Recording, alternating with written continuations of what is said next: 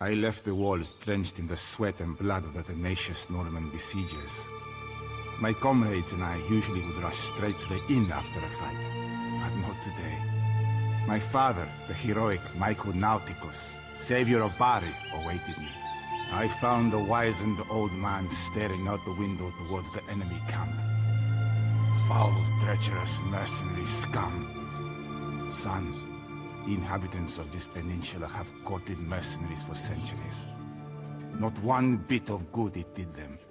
Weary of discussing Normans whose nature I knew all too well, I inquired about our rich family heritage. I asked my father instead to tell me of our ancestor Panos. My father spun round, his eyes gleaming. You wish to hear the story of the family? Our Greek blood runs back generations. Nauticus, our surname. It is so because we came as sailors. In the year 869, the night Panos Nauticus answered the summons of his Byzantine liege, Emperor Basil II. He was to lead a force by sea to aid our ally Louis II, the Frankish king against the Emirate of Bari. Panos was offered lordship of Bari after his victory, but he declined, wishing to live out his days in peace. Having brought glory to his house, he settled down and started a family. The old man mused for a while, his memory slowed by wine. Louis, on the other hand, ran into troubles with the Lombards. They were not fond of yet another Frankish conqueror treading on their soil. Suddenly, a bell rang, signaling an attack and calling the city to arms. I donned my armor and rushed out the door, leaving my father to his thoughts. I walked downstairs the next morning in a daze. The battle of the previous night was fresh in my mind, and it chilled my blood. I whirled around and found myself staring straight into my father's eyes. Nothing shakes the ghosts of battle like a fine story, son. Come sit down to a meal, and I shall tell you of the Rebellion of Melus. The sun shone onto my father's gaunt face. He had a head of thick gray hair, and his limbs remained strong from years as a sailor and a soldier. I have donned mail since the year 1005, when I was but a lad in the service of Melus, the highest-ranking nobleman in the city. Ambitious and eager to prove myself, I soon became his best man. Melus was passionate, but his withdrawn, stealthy manner began to stir my distrust. When he invited all manner of mercenary troops into our beautiful city, I began to fear the worst.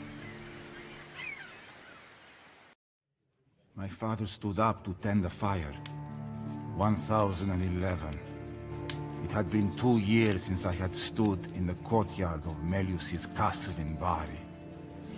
With the rebel garrison defeated, Bari was once again in Byzantine hands. Unsurprisingly, the local Katapan, or Lord, asked me to remain at the head of the force that I had recruited.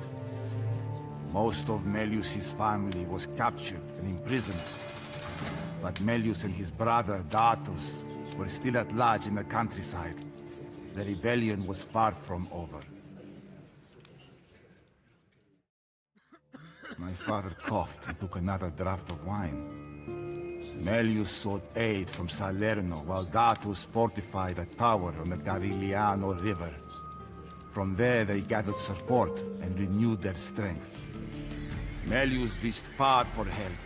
Lombards, Germans, and Apulians answered the call, eager for glory and plunder. But there was one more group whose help Melus enlisted. A new generation of Norman adventurers, forebears of the scum who attack our city as we speak. It is because of Melus that this new menace is upon us. In response, the Byzantine Emperor sent the General Basil Boyanis and an elite force of the fabled Varangian Guard to meet Melus in the field and crush the rebellion for good. The armies drew up near the river of Fanto, not far from where the Romans had clashed with Hannibal of Carthage some 12 centuries earlier. The fate of Mussolini was about to be decided. not unlike its predecessor. The Second Battle of Cannae was a massacre. The Lombards and their Norman allies were no match for Boyanus' strategic prowess and the ferocity of his Varangian troops. Melus fled the field and sought refuge with the Pope, which sent him to the court of the Holy Roman Emperor. He gradually poisoned the minds of several influential courtiers, and eventually the Emperor himself. Melus died in exile, but the effects of his political machinations were soon to be felt throughout Italy.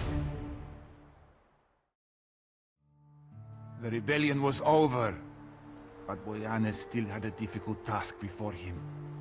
The once rich province of Apulia lay in tatters, and the hostility of its northern neighbors did not bode well for the future.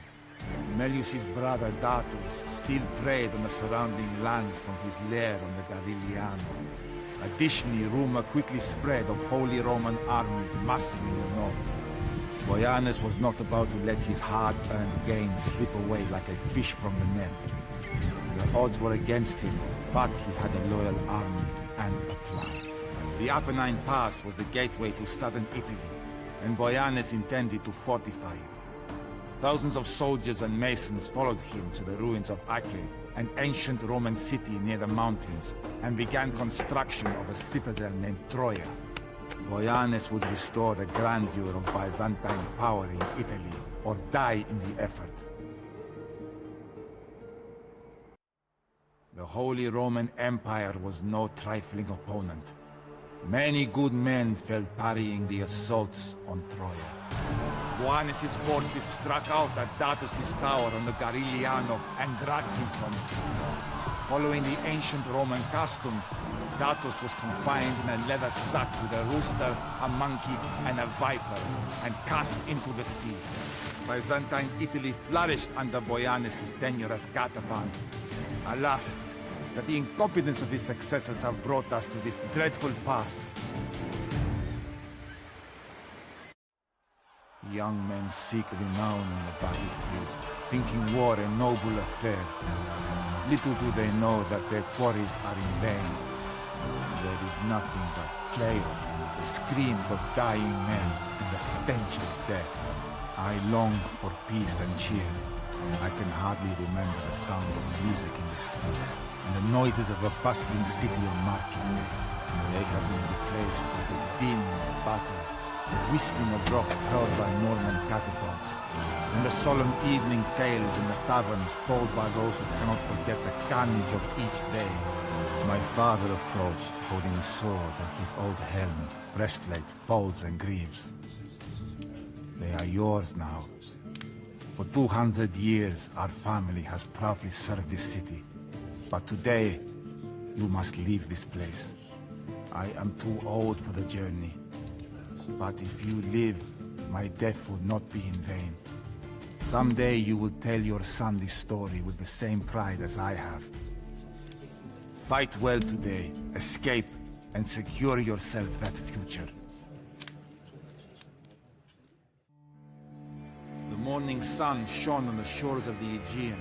I was speaking to a miller when I heard shouts from the harbor.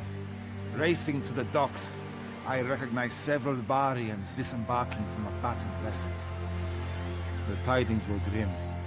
Bari was in Norman hands, and my father had fallen valiantly along with it. I thought of his parting words, but I doubt that I will ever don his armaments again. Like my ancestor Panos, I have seen enough battle for 10 lifetimes. I think I shall travel the Empire, from Thessaly to Anatolia, seeking work as I go. With all luck, I will earn enough wealth to buy a house in the countryside, and raise miles of vineyards on the hillside. Perhaps one day, when I recount the tale of my family to my children and grandchildren, I will be able to conclude it with how we have found peace at last.